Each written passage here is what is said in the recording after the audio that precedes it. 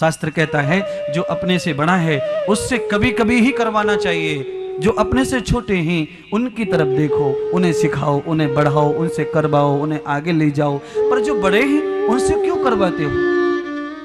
पर कई लोगों को छोटे होके भी आदत होती है, हमेशा बोलते रहते हैं तू ये करके लाना, जरा तू वो करके लाना, तू ये करके लाना। खुद छोटा है, बड़े बड़े को आदेश कर देता है, बड़े बड़े को बोल देता है। ऐसे लोग हमेशा फैल जाते हैं जिंदगी में, अपाहिज हो जाते हैं ऐसे लोग। इसलिए ध्यान कर लो, कोई भी काम खुद से पहले करने की चेष्टा करो, खुद से। तुम्हें अभ्यास नहीं ना, तुम्हें अभ्यास नहीं है तो कम होगा, पर जो लोग तुम्हें प्यार करते हैं उनके हाथ जल्दी से उधर आएंगे जहां तुम लगा के बैठे हो, और वो काम पट पट हो जाएगा, चुटकी में हो जाएगा। पर जब तुम करोगे ही नहीं, बोलते ही रहोगे भाई कर ले, ये कर ले, वो कर ले, तो नहीं होगा ये काम। क्योंकि कोई भी काम हमेशा कोई आज्ञा में नहीं कर सकता। खुद को लाइए उधर। ये भगवान कहते हैं, अरे बुज़दिल, दूसरों के अधीन तो पशु होता है, दूसरों के अधीन पशु, तू मनुष्य, तू अधीन नहीं है, तू कर्म करता है, फिर तू बार बार दूसरों के क्यों अपेक्षाएं करता है, क्यों इच्छा रखता है किसी से? कुछ तो अपने आप से खुद तो करो, कुछ कभी कभी किसी को बोलो, ज्यादा खुद से करो तो तुम्हारी आज्ञा भी मानी जाएगी और लोग काम करने में अपने आप को खुशी समझेंगे। इस आदमी के यहाँ सेवा की आनंद लगता है, पर जो हमेशा ऑर्डर करता रहे, उसके यहाँ सेवा का भाव नहीं रहता किसी का। इसलिए याद रखो, भगवान को देखो, मंदिर में भगवान चुपचाप रहता है, किसी को कुछ नहीं बोलता। इसलिए भगवान को समय पे कपड़े बदल जाते, समय पे स्नान हो जाता, समय पे भोग लग जाता, समय पे पोछा लग जाता, समय पे झाड़ू लग जाता, समय पे दक्षिणा चढ़ जाती, समय पे सोना चढ़ जाता, सब कुछ समय पे चढ़ता। और भगवान बार बार बोले कि ला पेड़ा ला पेड़ा ला पेड़ा, तो कोई लाएगा नहीं। लाएगा क्या है? तो बार बार मत बोलिए किसी को, 6 महीने में एक बार बोल लेने का तो सुनवाई हो जाती है। और तुम दोनों समय वही बोल रहे, वही फरमाइश, वही फरमाइश, वही फरमाइश। तो कभी तो बंद रखो फरमाइश को। कभी कभी खुद से आओ आगे मैदान में। खुद से मैदान में आए तो बहुत जल्दी काम आगे आ जाता है, सफलताएं आगे आ जाती हैं, परिणाम आगे आ जाते हैं, सुख आगे आ जाता है। जिसके लिए बहुत समय लगे वो जल्दी हो जाता है। इसीलिए कभी कभी खुद आगे आ जाए करो। किसने कहा? मैत्री ने अपनी पत्नी को कहा। ये बात, वही बात मैं आपसे कह रहा, इसमें एक भी बात मेरी नहीं है। मैत्री ऋषि अपनी पत्नी को देना चाहते हैं, तूने सोना चांदी हीरे मोती जवाहरात महल महलात और प्रॉपर्टी को छोड़ा है, इसीलिए मैं तुम्हें अपने दिल की बात बता रहा हूं। याद रखो, दिल की बात सबको नहीं बताई जाती है, प्यार सबसे किया जा सकता है। दिल की बात बताने का कोई एक ही मितवा होता है, सब मीत नहीं बन सकते। आज 2 पत्नियां साथ रहती, दोनों पत्नियों को भोग बिला सब किया, पर दिल की बात एक कोई बता रहे, वो भी कब? जब अकेली उनके लिए हो गई, तब। जब तक सौत के साथ रहती थी तब तक दिल की बात नहीं बताई। आज दिल की बात बताई मैत्री ऋषि ने। देवी, मैंने संसार इसलिए छोड़ दिया है क्योंकि संसार को कभी न कभी तो छोड़ना पड़ेगा। सामने गन्ना रहेगा पर दांत नहीं खाएंगे, सामने चना रहेगा पर दांत नहीं खाएंगे।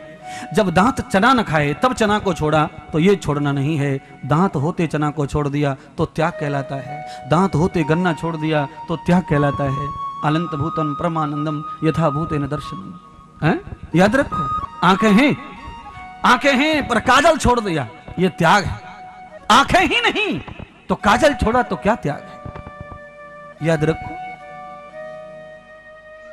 त्याग करना है तो होते पर त्याग करो, जब रहा ही नहीं तो त्याग करने का मतलब नहीं रहता। ये पत्नी को बता रहे स्वामी पति देवता अत्रि मुनि। अदंत भूतो न मैत्र नाम तदो भूतो न दर्शनम। याद कर लो, मेरे मुंह से अत्रि मुनि निकल गया है, क्षमा करिए, मैत्री ऋषि की कथा है। अदभूतो दर्शन।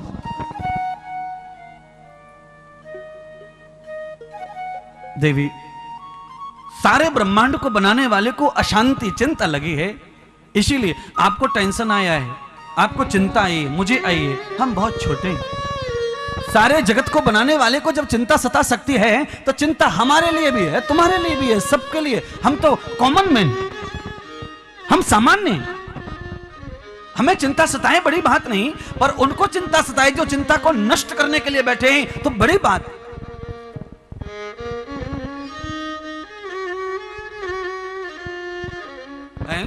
डॉक्टर जब ज्यादा बीमार होता है ना तो बहुत लोगों को अचंभा लगता है, हो भाई वो कैसे बीमार हो गया, वो तो खुद डॉक्टर है? और हम और तुम बीमार हो जाएं तो कोई अचंभा नहीं है। लोग कहते हैं भाई बारिश चल रही है, वायरस है, मौसम ऐसा है, हो जाता है। पर डॉक्टर बीमार हुआ तो कोई वायरस राय नहीं देखता, मौसम को भी नहीं देखता, वो कैसे बीमार हो गए, वो तो डॉक्टर है। ब्रह्मा जी के लिए ऐसा अचंभा हो रहा है। किसको? गार्गी को। उनको कैसे अशांति हो गई? वो तो सबके डॉक्टर ही, शांति देने वाले, सबका जन्मदाता ब्रह्मा अशांत हो गया है। क्यों अशांत हुआ पता नहीं, धीरे धीरे पता चल जाएगा। अशांति का भी कारण मिल जाता है, पर धीरे धीरे मिलेगा, क्योंकि जब तक कथा पूरी नहीं होगी उसका रस पूरा आने वाला। अशांति ब्रह्मा जी को क्यों आई? ब्रह्मा जी से कौन सा काम छूट गया है जिसकी वजह से उन्हें बेचैनी लग रही है?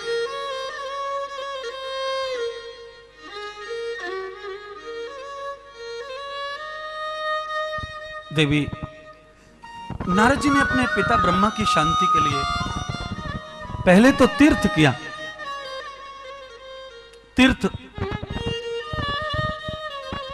तीर्थ में जाकर के नारद जी ने बहुत कोशिश की, तीर्थों में शांति, पिता को शांति, पर भागवत कहती है अनाथ भूतो न दर्शनम। तीर्थ में जाकर के पिता को शांति नहीं मिल सकती है। जो घर में छोड़ के आए हो उसको शांति नहीं मिलेगी, क्योंकि तीर्थ प्रैक्टिकल होता है, वर्तमान है तीर्थ। तीर्थ में जो आएगा उसी को शांति अशांति दोनों का दर्शन मिलेगा। जैसा मन वैसा भोग मिलता है तीर्थ में, पर उनको नहीं मिलेगा जिनको घर पे छोड़ के आए। याद रखो, खुद खाएंगे खुद के पेट में जाता, कोई खाए किसी के पेट में जाए, ऐसा हो नहीं सकता है। मानसिक संतोष कर लो, मानसिक संतोष कर सकते हैं, कोई बात नहीं है। बच्चे ने पी लिया दूध, कोई बात नहीं, हम बड़े लोग हैं नहीं पिएंगे, क्या फर्क पड़ता है। पर बच्चे का पिया तुम्हारे पेट में थोड़ी आया, तुमने मानसिक संतोष कर लिया ज्ञान से, बुद्धि से, वो अलग बात है। दर्शनम भूत्वा न कृत्वा न जात वेदो अनहितम। परब्रह्म सच्चिदानंद परमेश्वर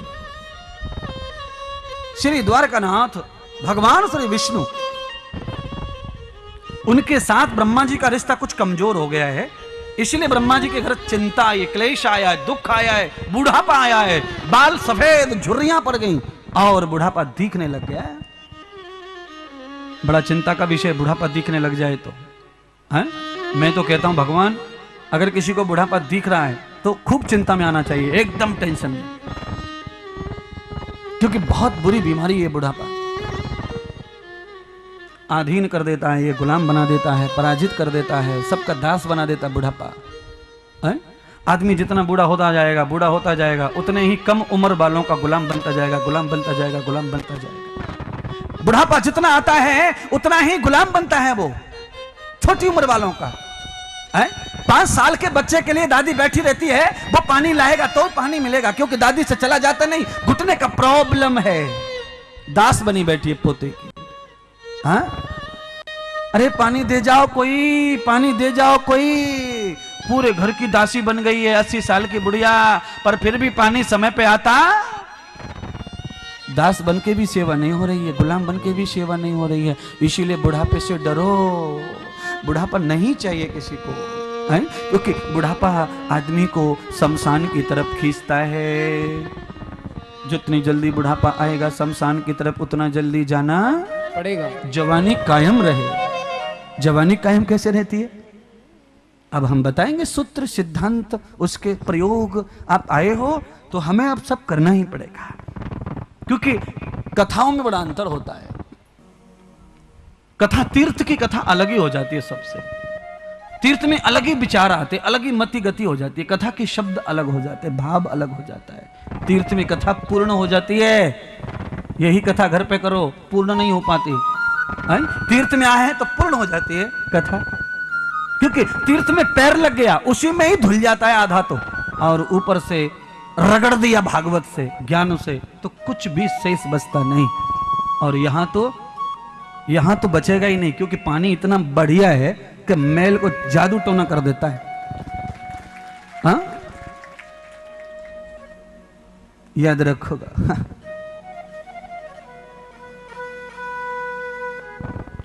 समुद्र स्नान किया कि नहीं किसी ने?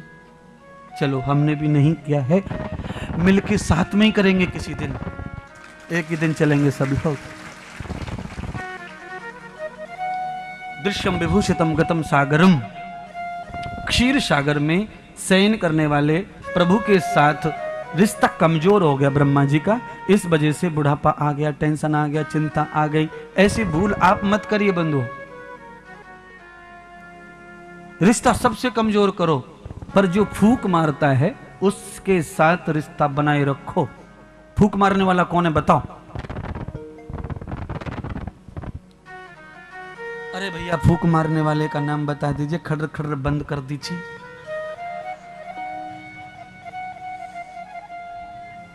अरे भाई सुनो,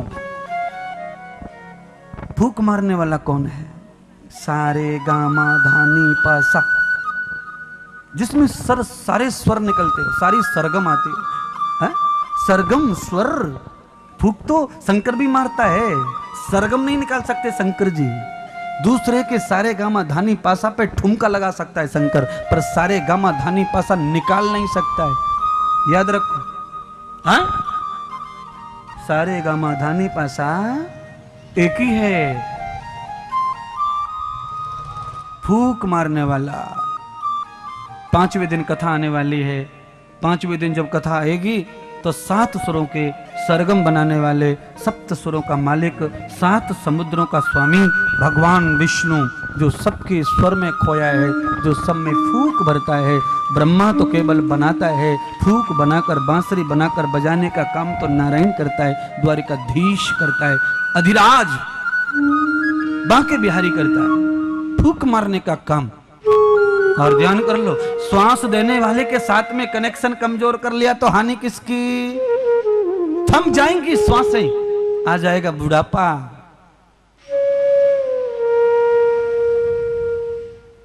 बुढ़ापा आ जाए, हाय रे रे रे रे रे, बड़ी बड़ी तकलीफें होती है। याद रखो।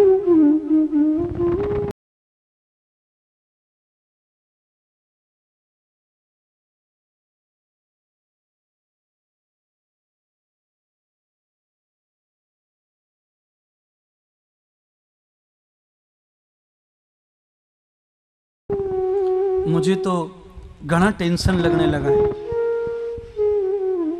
शरीर की आयु जैसे जैसे बढ़ती जा रही है, गिनती बढ़ रही है, 37, 38, 39, 40, 41 लफड़े हो रहे।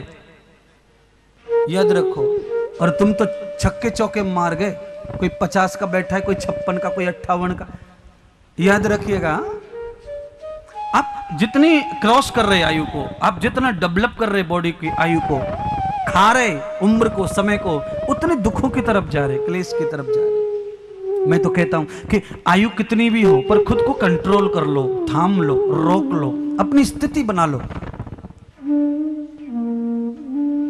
किसी के शरीर का प्रभाव ना पड़े तुम्हारे ऊपर, कोई चुपक जाए, लपक जाए, चपक जाए, तुम्हें किसी प्रकार का कोई भेद ना हो, तो तुम्हारी आयु थम जाएगी, तुम्हारा जोश थम जाएगा, तुम्हारी कीर्ति थम जाएगी, तुम्हारा ओस थम जाएगा और 12 बजे के सूरज की तरह चमकेगा। अनंतम विभूषितम दर्शनम कृत्वा।